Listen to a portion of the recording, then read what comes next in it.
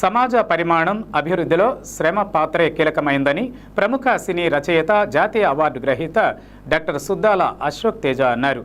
స్థానిక tobacco merchants కళ్యాణ మండపంలో సిఐటియు జిల్లా కమిటీ ఆధ్వర్యంలో జరిగిన 60వ శ్రమ కావ్యం గానం కార్యక్రమానికి సుద్దాల అశోక్ తేజ ముఖ్య అతిథిగా విచ్చేశారు. ఈ కార్యక్రమానికి సిఐటియు జిల్లా ప్రధాన కార్యదర్శి డిఎన్విడి ప్రసాద్ ఆహ్వానం పలకగా సిఐటియు జిల్లా అధ్యక్షులు ఆర్ లింగరాజు అధ్యక్షత వహించారు.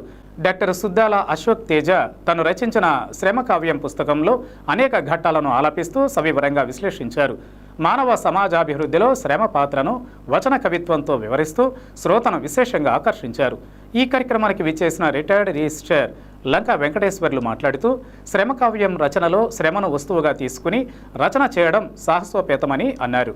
ఈ కార్యక్రమంలో సిఐటియు రాష్ట్ర ఉపాధ్యక్షులు వి ఉమామహేశ్వరరావు మాట్లాడుతూ సంపద సృష్టికర్తలైన కార్మికుల యొక్క శ్రమను తక్కువ చేసి కార్పొరేట్లే సంపద సృష్టికి మూలమని ప్రస్తుత పాలకుల ప్రచారం చేస్తున్నారని ఆవేదన వ్యక్తం చేశారు. శ్రమకు తగిన ప్రతిఫలం ఇవ్వాలని సిఐటియు దేశవ్యాప్తంగా అనేక ఉద్యమాలు పోరాటాలు నిర్వహిస్తోందని అన్నారు. ఈ నేపథ్యంలో జూలై 9వ తేదీన దేశవ్యాప్తంగా సమ్మె నిర్వహిస్తున్నట్లు తెలిపారు. వ్యవసాయ కార్మిక సంఘం నాయకులు మంతెన సీతారాం మాట్లాడుతూ సుద్దాల అశోక్ తేజ అత్యంత సరళంగా సామాన్య పాఠకులకు అర్థమయ్యే విధంగా శ్రమకావ్యం రచించారని తెలిపారు. ఈ కార్యక్రమంలో ఏవిఆర్ విజ్ఞాన కేంద్రం కార్యదర్శి జివిఎల్ నరసింహారావు, ప్రజానాట్య మండలి రాష్ట్ర అధ్యక్షులు మంగరాజు, జిల్లా ప్రభుత్వ ఆసుపత్రి రిటైర్డ్ సూపరింటెండెంట్ డాక్టర్ రావి గోపాలకృష్ణయ్యలు ప్రసంగించారు. సిఐటియు జిల్లా కోశాధికారి ఐవి సుధాకర్ వందన సమర్పణ చేశారు. ఈ కార్యక్రమంలో సిఐటియు నాయకులు K Vijayalakshmi, M Nagamani, B Somaiah, YS Kanakarao, K Srinivas, VVN Prasad, RVS Narayana, T Manikyam, N Ramanarao తదితరులు పాల్గొన్నారు. ఎక్కడో ఊళ్ళల్లో చేలల్లో ఉన్నటువంటి తమ్ముళ్లను చెల్లెళ్ళను తీసుకొచ్చి పార్టీ వాళ్ళు చేసిన కార్యక్రమంలో నేను గోరంటి వెంకన్న, ఉదయభాన్ మేమందరం కలిసి వాళ్ళని చాలా గొప్పగా వాళ్ళ యొక్క పాటల్ని పిలిపింపజేసేలా ప్రయత్నం చేస్తాను. ముందుకు వస్తాను.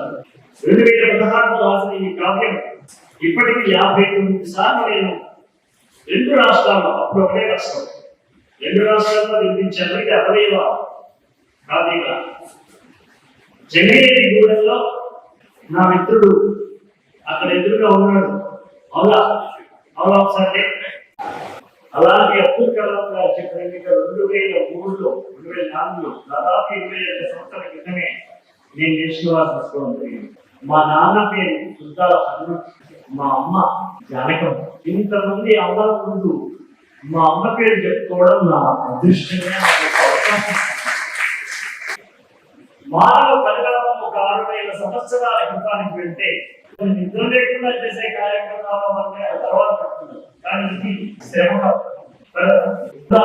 అంటే అమ్మవారి కన్నా ముందు పద్మశాలి ఉన్నాడు, అమ్మవారి కన్నా ముందు కమ్మరి ఉన్నాడు, అయ్యగారి కన్నా ముందు చాలా మంది శ్రమకారులు ఉన్నారు. అదే నా కావ్యం.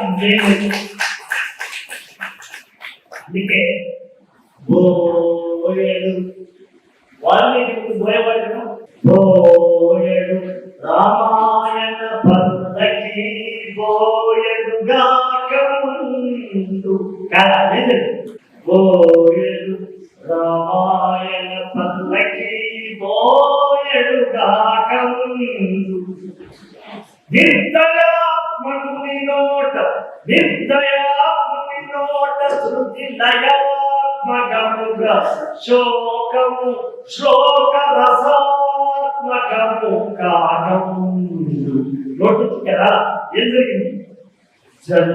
జండగోపోయిన పక్షి కంద నీవిద కన్న ముందు రామాయణం పుట్టినప్పుడే జండగోపోయిన కౌచ పక్షి కంద నీవిద కన్న ముందు ఏమైంది?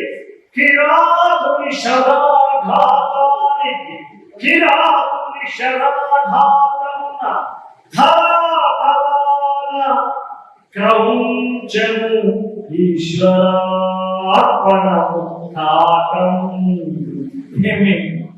పట్టుదైందా? వేడు గురి పెట్టి పక్షిని వీక్షించకన్నముందు ఏమైంది? వీక్షించుట కన్నా ముందున్న వీక్షించుట కన్నా ముందున్న శ్రమాయణాన్ని నేను విరచిస్తున్నాను.